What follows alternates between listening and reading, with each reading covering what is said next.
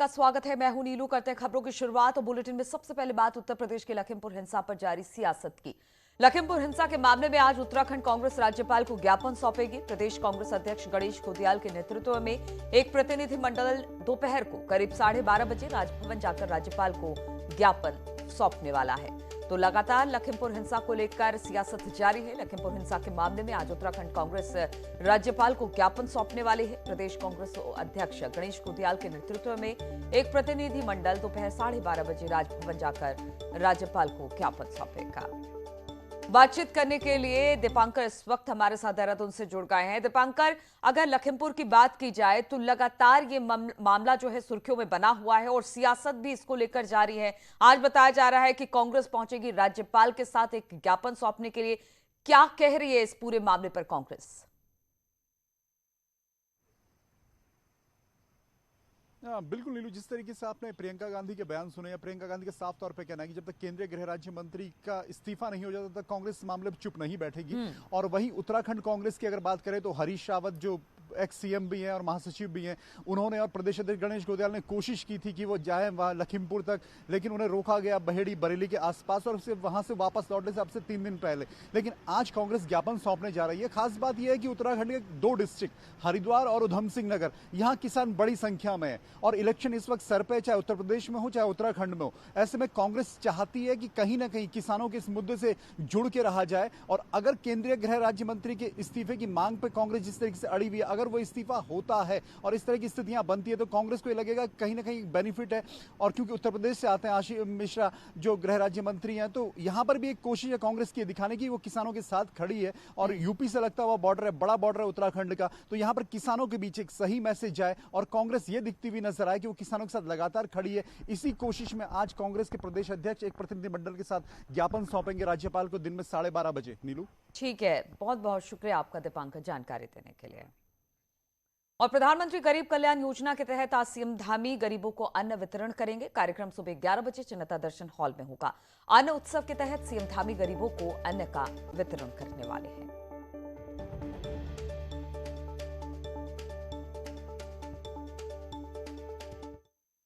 और पौड़ी जिले में पाबौ ब्लॉक के धारकोट के रहने वाले 24 साल के सैनिक विपिन सिंह गुसाई सियाचिन में दुश्मनों से लोहा लेते हुए शहीद हो गए। शहीद सैनिक विपिन गुसाई 57 बंगाल इंजीनियरिंग में कार्यरत थे और वर्तमान में सियाचिन में पोस्टेड थे। उनके शहादत की खबर से ग्रामीण गमगीन है। सीएम धामी, कैबिनेट मंत्री धन सिंह रावत और पूर्व मुख्यमंत्री त्रिवेंद्र सिंह रावत ने भी विपिन की शहादत पर दुख जताया। बताया जा रहा है कि शहीद सैनिक के पिता भी रिटायर्ड सैन्य कर्मी रहे, जबकि बड़े भाई भी सेना की ही बंगाल इंजीनियरिंग यूनिट में कार्यरत है।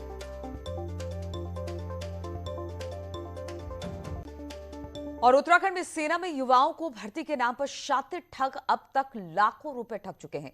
शनिवार को भी एसटीएफ ने एक फर्जी लेफ्टिनेंट को गिरफ्तार किया, जिसके पास से कई जरूरी दस्तावेज मिले। साथ ही 5 युवाओं के फर्जी नियुक्ति पत्र भी मिले हैं। फर्जी अधिकारी युवाओं से 2-3 लाख रुपए में सेना में भर्ती कराने का दावा करते थे। वहीं ऐसे गिरोह पर लगातार कार्रवाई जारी है। रिटायर्ड कैप्टन तेजपाल सिंह का कहना है कि युवाओं को किसी बहकावे में नहीं आने की बात कही है और मेहनत की बदौलत आर्मी में भर्ती होने की बात भी कही।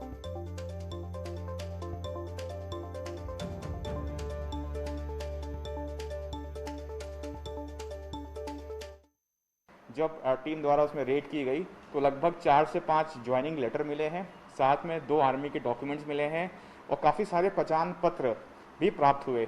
इसके अलावा उसकी एक यूनिफॉर्म प्राप्त हुई है जिसमें स्टार्स लगे हुए हैं और साथ में ये भी पता चला है कि वो प्रति व्यक्ति 2 लाख रुपए लिया करता था। मेरा आप सभी लोगों से यही बोलने का मतलब है कि या मैं आप लोगों को एज आर्मी पर्सन आप लोगों को यह बताना चाहूँगा कि आप लोग इस प्रकार के फ्रॉड लोगों से बचें और किसी भी प्रकार का इस प्रकार का विश्वास मत कीजिए। और पिथौरागढ़ से खबर है, जहां पर केंद्रीय सड़क एवं राज्य मार्ग राज्य मंत्री वीके सिंह ने पिथौरागढ़ के गुंजी का दौरा किया। वीके सिंह सेना के हेलीकॉप्टर की मदद से 11,000 फीट की ऊंचाई पर मौजूद गुंजी पहुंचे। इस दौरान उनके साथ बीआरओ के कई अधिकारी भी मौजूद रहे। केंद्रीय मंत्री ने बीआरओ को व्यास घाटी की सड़कों को बेहतर बनाने के निर्देश दिए। साथ ही उन्होंने बॉर्डर की सड़कों को सुरक्षा के लिहाज से भी अहम बताया और कहा कि बीआरओ ने दुर्गम इलाकों में बेहतर काम के जरिए अपनी खास छवि बनाई है।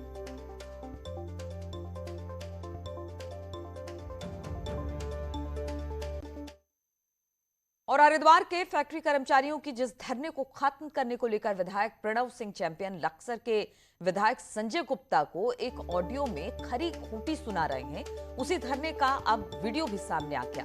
वीडियो 3 दिन पुराना बताया जा रहा है, जिसमें विधायक संजय गुप्ता फैक्ट्री कर्मचारियों के बीच बैठे हुए हैं और कर्मचारी भी विधायक संजय गुप्ता पर नाराजगी जाहिर कर रहे हैं। संजय गुप्ता के धरना स्थल पर पहुंचने पर प्रणव सिंह चैंपियन भड़क उठे और उन्होंने संजय गुप्ता को खरी खोटी सुना दी।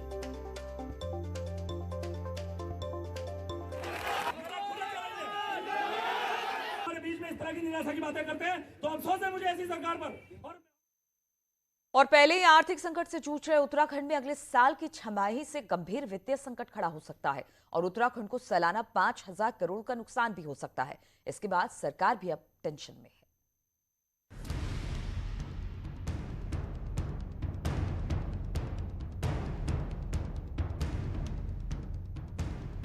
30 जून 2022 को जीएसटी को लागू हुए 5 साल पूरे हो जाएंगे और इसके साथ ही 5 साल के लिए हुआ वो करार भी खत्म हो जाएगा जिसके तहत केंद्र राज्यों को जीएसटी कलेक्शन में हुए शॉर्टफॉल के रूप में मुआवजा देता रहा है।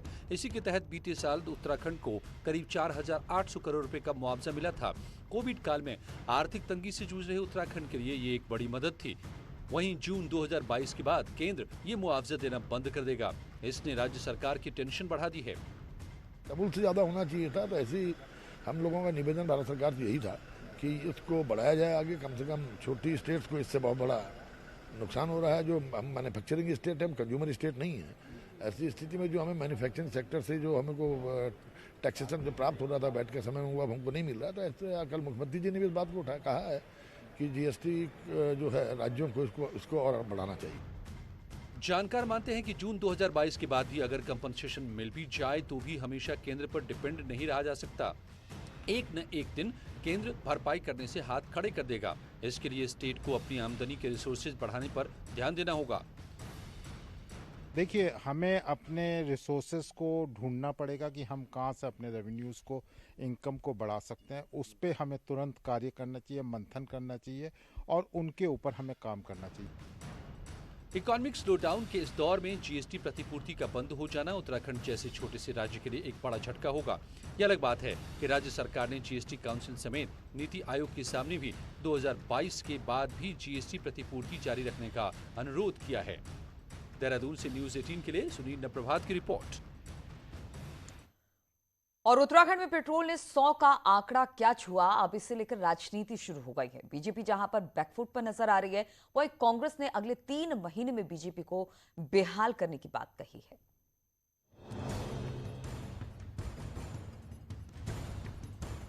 उत्तराखंड में पेट्रोल की कीमत 100 रुपए और डीजल की कीमत 93 रुपए के पार पहुंच गई। मई से लगातार पेट्रोलियम पदार्थों की कीमत में बढ़ोतरी हो रही है। पिछले एक हफ्ते में तो कीमतों में तेजी से उछाल आया। चुनावी दहलीज पर खड़ी बीजेपी इससे असहज महसूस कर रही है, तो कांग्रेस खुलकर वार कर रही है। कांग्रेस का कहना है महंगाई से बेहाल जनता चुनाव में इसका जवाब दे देगी। आज 12 जिलों में पेट्रोल की कीमत 100 रुपए के पार पहुंच चुकी है। डीजल शतक बनाने के नज़दीक है और खाद्य तेलों का तो पूछिए ही मत। इस त्योहार के सीजन में जो हाल चल रहा है, वो जिस प्रकार से जनता बेहाल हो रही है, 3 महीने के बाद जनता इस सरकार को बेहाल करने वाली है। माननीय मुख्यमंत्री, माननीय प्रधानमंत्री, पेट्रोलियम मिनिस्टर, सब लोग इसको लेके चिंतित हैं और मेरी बात अभी थोड़ी देर पहले माननीय मुख्यमंत्री जी से हुई है, तो उन्होंने ये बताया है कि वो ऊपर बात कर रहे हैं और इसके लिए चिंतित हैं। वो कोशिश कर रहे हैं कि कोई ना कोई हल इस विषय पे जरूर निकले। पेट्रोल डीजल की कीमतों में इस बढ़ोतरी से आम आदमी के साथ ही कारोबारी भी परेशान हैं। कारोबारियों का कहना है इससे लॉजिस्टिक कॉस्ट बढ़ गई है, तेल महंगा हो गया है, बिजली समय से नहीं मिल पा रही और डीजल का रेट भी बढ़ जाने से ट्रकों का भाड़ा बढ़ गया है। के भाड़े बढ़ गए हैं, ट्रेन से आना जाना महंगा हो गया, किराए बढ़ते चले जा रहे हैं। तो हर तरीके से इंडस्ट्री तो प्रेशर में है ही, मतलब डिफिकल्ट है कि हम किस तरीके से मैनेज करें। पेट्रोल डीजल की कीमतों में जिस तरह से उछाल आता जा रहा है, ऐसे में आम जनता के साथ साथ चुनावी सीजन में सत्तारूढ़ दल भी परेशान है। देहरादून से सुनील नवप्रभात की रिपोर्ट, न्यूज़ 18। और पूर्व मुख्यमंत्री हरीश रावत रविवार को रानीखेत पहुंचे, जहां पर उन्होंने वाल्मीकि समाज के साथ घिंगारी खाल में माता की मूर्ति की स्थापना की। वहीं उन्होंने कार्यक्रम के दौरान पूर्व सैनिकों को भी सम्मानित किया। इस दौरान वाल्मीकि समाज के लोगों ने हरीश रावत को चांदी का मुकुट भी भेंट किया। हरीश रावत ने कहा कि लोग परिवर्तन चाहते हैं और 2022 का चुनाव हर हाल में कांग्रेस जीतेगी।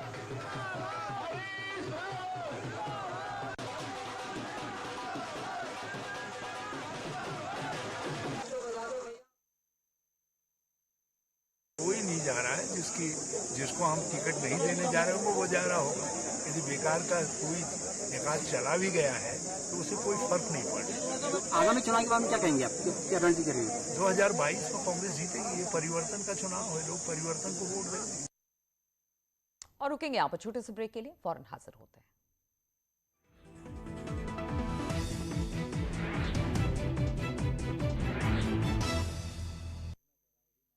और युवा चेहरे के बूते चुनाव जीतने की बात करने वाली पॉलिटिकल पार्टीज दरअसल 60 पार हो चुके विधायकों के भरोसे ही 2022 की सत्ता पाने की जुगत में है। ऐसे में कई सीट तो ऐसी है जहां नया चेहरा उतारना पार्टी के लिए किसी रिस्क से कम नहीं होगा।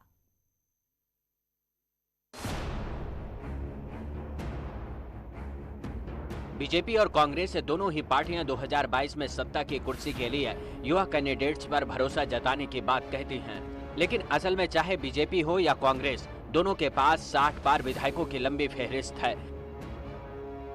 बीजेपी से हरवंश कपूर, बंशीधर भगत, सतपाल महाराज, यशपाल आर्या, गणेश जोशी, तो कांग्रेस से चुनाव की कमान ही 60 पार हरीश रावत ने संभाल रखी है।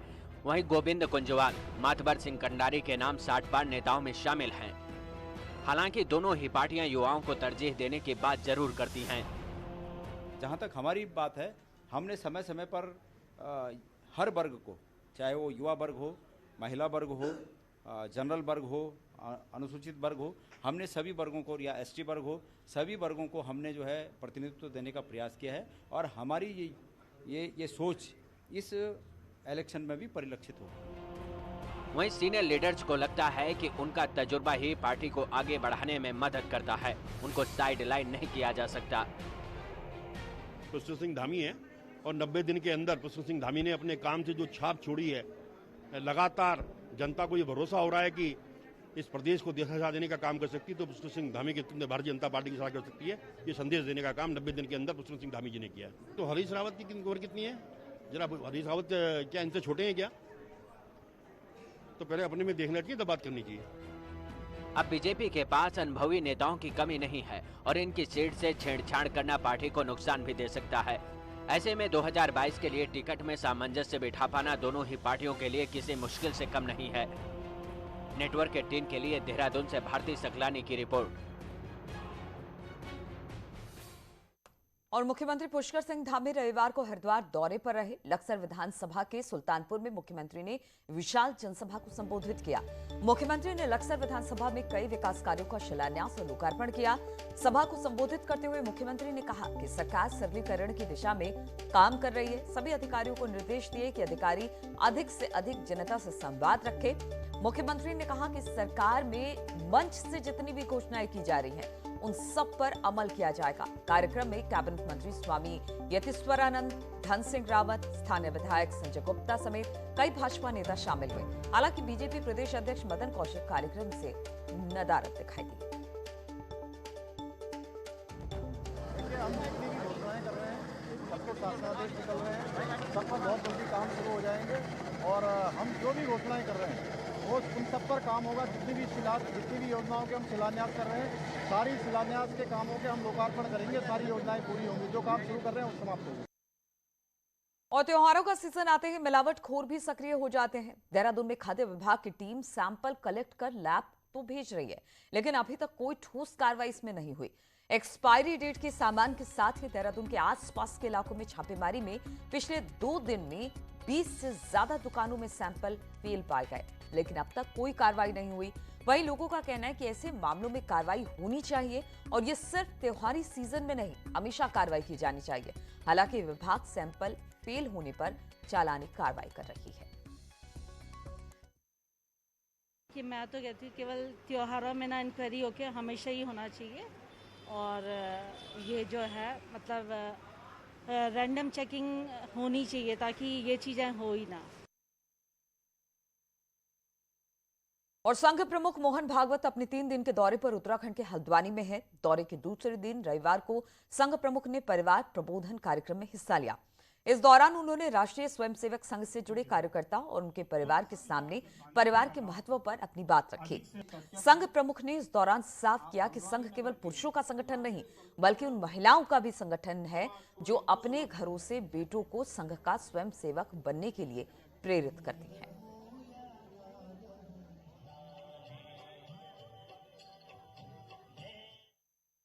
और चमोली स्थित पवित्र श्री हेमकुंड साहिब के कपाट शीतकाल के लिए बंद कर दिए गए। सुबह 10 बजे सुखमनी साहिब का पाठ शुरू हुआ और कीर्तन और अरदास के बाद जयकारों की गूंज के साथ पंच प्यारों की अगुवाई में 418 जोशीमठ के फौजियों की देखरेख में गुरु ग्रंथ साहिब को सुखासन स्थान पर बैंड बाजे के साथ लाया गया। आपको बता दें कि 18 सितंबर से शुरू हुई हेमकुंड यात्रा में 11,000 श्रद्धालुओं ने दर्शन किए। आखिरी दिन 1800 श्रद्धालु आए। ट्रस्ट द्वारा यात्रा के संचालन में सहयोग करने वाले सभी लोगों को धन्यवाद दिया गया। तो इन्हीं तमाम खबरों के साथ इस बुलेटिन में फिलहाल इतना ही। रुकेंगे छोटे से ब्रेक के लिए, लेकिन ब्रेक के बाद भी लगातार खबरों का सिलसिला यहां जारी है।